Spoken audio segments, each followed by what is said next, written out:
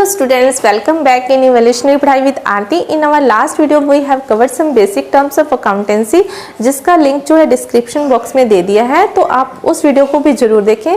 अभी मैंने कुछ टर्म्स और लिखे हैं, तो लेट्स स्टार्ट बैड डेट्स. तो स्टूडेंट्स, बैड डेट्स वो अमाउंट होता है जो हमने लेना होता है किसी से, लेकिन उसके मिलने के चांसेस क्या, जीरो. मीन्स वो पैसा जो पैसा मर जाता है, जिसके मिलने के चांसेस बिल्कुल खत्म हो जाते हैं, that is called bad debts, है ना. तो लास्ट वीडियो में हमने अपने देखा था कि विजय गुप्ता ने 1000 का सामान किसको दिया था, रामलाल को, और रामलाल ने कहा था कि वो 1000 जो है आफ्टर 1 मंथ देगा. ठीक है, तो आफ्टर 1 मंथ क्या होता है, रामलाल शहर छोड़ के ही चला जाता है, या हम ये मान लेते हैं कि वो बिल्कुल कंगाल हो जाता है, उसके पास देने के लिए 40 कौड़ी नहीं है.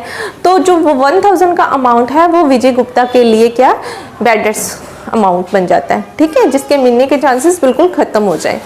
And next one is solvent. Solvent is a person or enterprise which is not in position to pay its debts. Means वो person या enterprise जो अपनी उधारी, अपना देनदारी देने में सक्षम ही नहीं है, जो अपना उधार चुका ही नहीं सकते, बिल्कुल कंगाल हो गए हैं, that is called insolvent. On the other hand, solvent is a person or enterprise which is in position to pay its debts. मतलब जो अपने debts को पे कर सकते हैं, वो person या enterprise, वो उनको कहते हैं सोलवेंट. तो स्टूडेंट्स, इंसॉल्वेंट या सोलवेंसी पोजीशन कौन डिसाइड करता है, ये कोर्ट डिसाइड करती है कि कोई इंसॉल्वेंट है कि नहीं. ठीक है. And next is depreciation. तो डेप्रिसिएशन के ऊपर आपका फुल चैप्टर है, ठीक है, वो हम करेंगे जब आगे.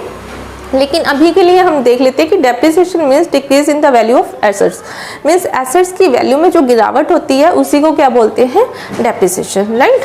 फॉर एग्जांपल, आज हम कोई फ़ोन खरीदते हैं 25,000 का, ठीक है, और आफ्टर हम 3 और 4 मंथ्स उसको सेल करने जाते हैं, तो वो 25,000 का नहीं बिकेगा, वो हो सके 20 का ही बिके. ठीक है, तो वो जो 5,000 का अमाउंट डिक्रीज हुआ है, दैट इज कॉल्ड डेप्रिसिएशन. ठीक है. इसी तरीके से जो क्या होता है, कंपनियों में, फैक्ट्रीज में मशीनें होती हैं जो डेली यूज़ होती हैं, तो डेली यूज़ होने से क्या होता है, उनमें गिरावट होती रहती है, तो उनकी जो वैल्यू है, जितने की खरीदी होती है, आफ्टर सम टाइम वो उतने की नहीं रहती. तो जो वैल्यू में डिक्रीज होते हैं, that is called depreciation. Right. And discount. Discount term तो हम डेली लाइफ में सुनते ही आ रहे हैं, है ना, सुनते ही हैं. तो अकाउंटेंसी में हम 2 टाइप्स के डिस्काउंट की बात करते हैं, trade discount and cash discount. Right.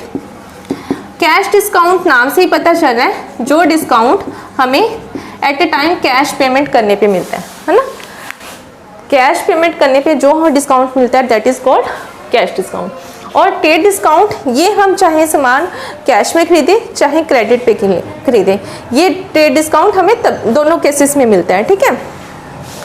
लेकिन ट्रेड डिस्काउंट जो है ये बेस्ड होता है क्वांटिटी के ऊपर. Right. Based on quantity. For example, हम मार्केट में गए चेयर लेने, एक चेयर का प्राइस हमने पूछा तो 100 रुपीज़. अगर हम एक चेयर लेते हैं तो हमें 100 रुपीज़ की मिलती है. हमने दुकानदार से कहा कि हमने 10 चेयर लेनी है, आप ठीक ठीक लगा लो, आप हमें कुछ डिस्काउंट दो. तो ही सेड कि अगर आपने 10 चेयर लेनी है तो मैं आपको 10% डिस्काउंट दे दूंगा. ठीक है.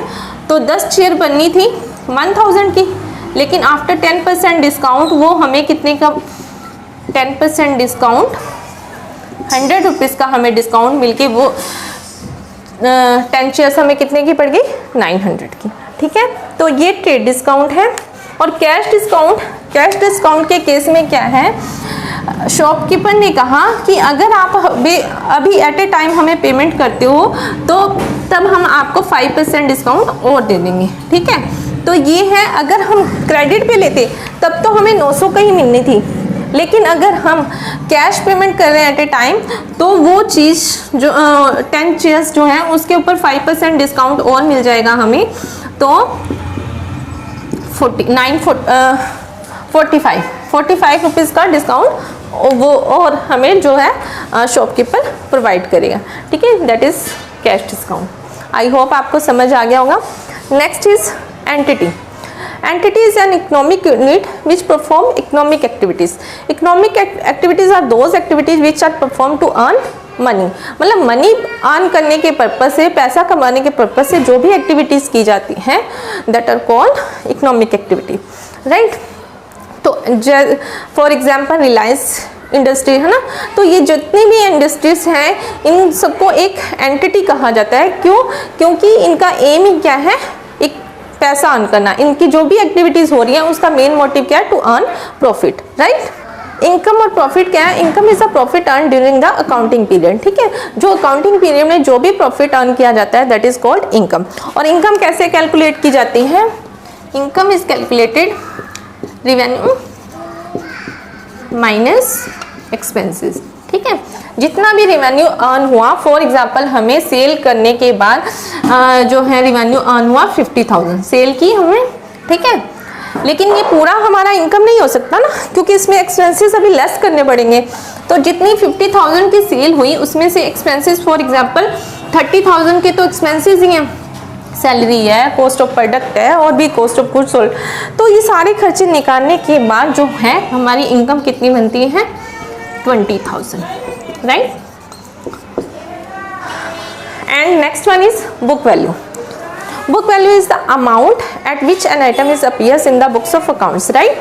कि वो अमाउंट, जिस अमाउंट पे कोई भी एसेट, कोई भी आइटम बुक्स ऑफ अकाउंट्स में शो की जाती है that is called book value, ठीक है स्टूडेंट।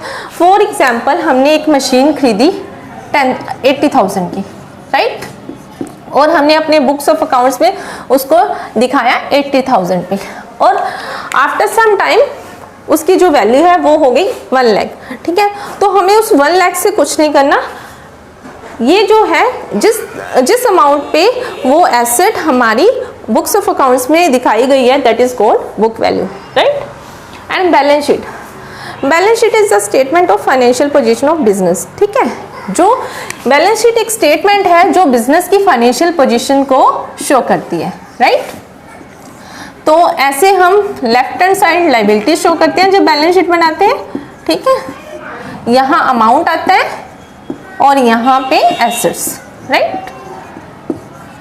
तो ये आपका एक फुल चैप्टर है, आपका एक फुल चैप्टर है फाइनेंशियल स्टेटमेंट के ऊपर। जब हम करेंगे तो आपको अच्छे से समझ आ जाएगा। आई होप स्टूडेंट्स सारे टर्म्स आपको अच्छे से समझ आ गई होंगी। So press the bell icon or subscribe the channel so that you can receive the notification of all updated new videos. Thank you.